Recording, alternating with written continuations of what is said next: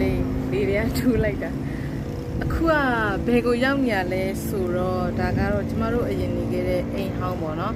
အမ်ပန်းကိုရောက်နေတာပဲဖြစ်ပါတယ်အဲ့တော့အရင်အိမ်ဟောင်းကဆိုရင်တော့ရှူကင်းလေးတွေကအရန်ပဲ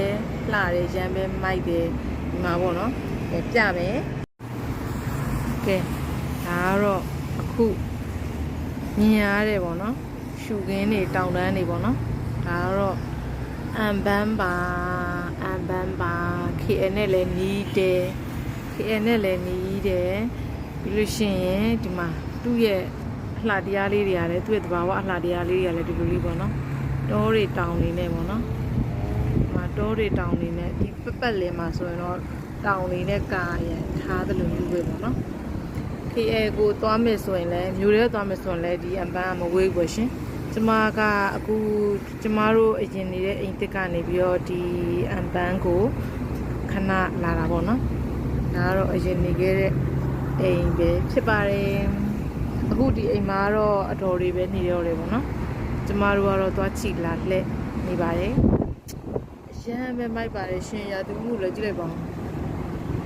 မော်ဝီမိုင်းနေတာပဲနေမပူးပေါ့နော်ဟိုမှာကြည့်ဟိုးကတောင်ပေါ်ကအရန်ပဲလှဟိုးကတောင်လေးကအရန်ပဲလှမိုက်တယ်နော်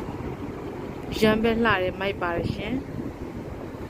ဒါကတော့ကာလန်ဒီနားလေးရဆိုတော့အရန်ပဲနေလို့အဆင်ပြေပေါ့နော်ဘာလို့လဲဆိုတော့ဒီရှေ့ရဒီစာအုပ်ထဲမှာဆိုလို့ရှင်အသားတွေငါးတွေဟင်းတီဟင်းရွက်တွေအသီးတွေလူသုံးကုန်ပစ္စည်းတွေစုံရရပေါ့နော်ပြီးလို့ရှိရင်ဒီနားမှာ7-Elevenရှိတယ်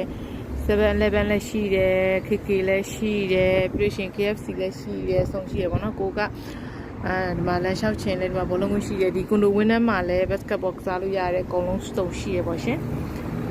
ဒါကတော့ကျမရဲ့အလွမ်းပြည့်အိမ်ဟောင်းလေးကိုလာလေခြင်းပဲဖြစ်ပါတယ်အလွမ်းပြည့်အိမ်ဟောင်းလေးကိုလာလေခြင်းပဲဖြစ်ပါတယ်အိုးလှလိုက်လေခြင်းကွယ်ကဲခုကတော့ဒီလောက်ပါပဲရှင်အားလုံးပဲ bye bye